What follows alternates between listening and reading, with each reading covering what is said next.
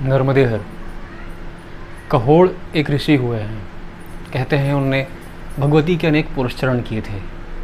पुरस्चरण किसी मंत्र के 1.25 लाख जाप को कहते हैं। उसके साथ कुछ अनुसांगिक नियम और भी होते हैं। तो जब महर्षि कहोड़ ने अनेक पुरस्चरण किए तो उनके फलस्वरूप एक दिन भगवती प्रकट हुई और महर्षि कहोड़ से कहा कि मांगिए, आप क्या चाहते हैं।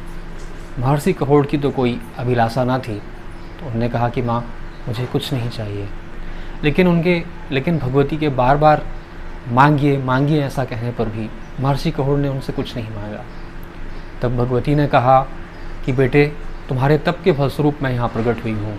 यदि मैं तुम्हें यहाँ से बिना कुछ दिए जाती हूँ तो ये मेरा अपमान होगा। मेरे सम्मान के लिए ही कुछ मांग लो।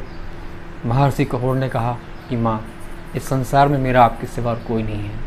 यदि आप मुझसे प्रसन्न हैं और आप मुझे कुछ देना ही चाहती हैं तो यह दीजिए कि एक प्राकृत माँ की तरह, एक सामान्य स्त्री माँ की तरह, जैसे एक सामान्य माँ अपने बच्चे का पालन पोषण करती है, उस तरह से जब तक मैं जीऊँ, जब तक ये मेरा शरीर है, आप स्वयं आकर मेरे लिए भोजन पकाएं और अपने हाथों से मुझे भोजन कराएं।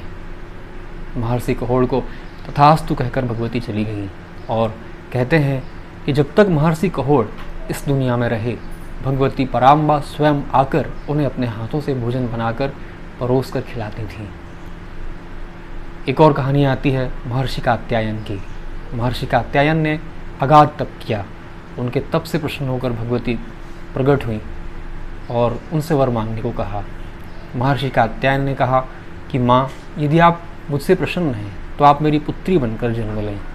महर्षि कात्यायन को उनकी तपस्या के फलस्वरूप भगवती ने उनकी पुत्री होने का वरदान दिया और महर्षि कात्यायन से जन्म लेने के कारण भगवती का एक नाम कात्यायनी हुआ।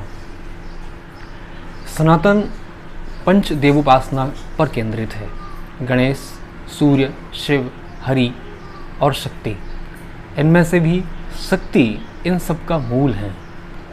जैसे पानी के एक बूंद का सूत्र H2O होता है। सनातन का अर्थ ही है कि वह जो सदियों से जिस तरह से चला आ रहा है, वह जैसा रहा है, वह जैसा है और वह सदा जैसा रहेगा। उसमें कहीं कोई परिवर्तन की गुंजाइश या संभावना नहीं है। उसे ही हम सनातन कहते हैं। जैसे पानी की एक बूंद का सूत्र H2O है। जब सृष्टि बनी तब भी पानी का सूत्र यही था, आज भी यह है और अनंत काल के बाद जब तक इस धरती पर पानी की एक बूंद रहेगी, उस पानी का सूत्र H2O ही रहेगा। वह कभी H2O5 नहीं हो जाएगा। कहने का अर्थ यह है कि आज से हजारों साल पहले जो घटना महर्षि कहोड़ के साथ हुई, आज से हजारों साल पहले जो घटना महर्षि कात्यायन के साथ हुई, उसकी पूरी की पूरी संभावना और सुनिश्चितता आज भी विद्यमान है और उतनी ही ये भविष्य के किसी अनंत काल के किसी एक समय बिंदु पर भी उतनी ही सत्य रहेगी, यदि हम अपनी पात्रता महर्षि कहोड़ और महर्षि कात्यायन उनकी तरह विकसित कर सकें। भगवती की तरफ से कब कहाँ देरी है। देवी के रूप और चरित्र, उनकी लीलाएं अगाध हैं। त्वदीय पाद पंकजम नमामि देवी नर्मदे। जय श्री राम। नर्मदे हर।